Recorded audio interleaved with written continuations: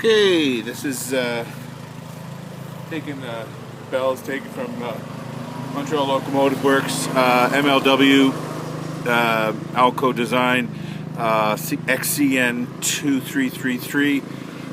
Anyway, I got this bell from a guy in Nova Scotia, cleaned it up a bit, got it together, put some new O-rings. Now we're going to see what it sounds like.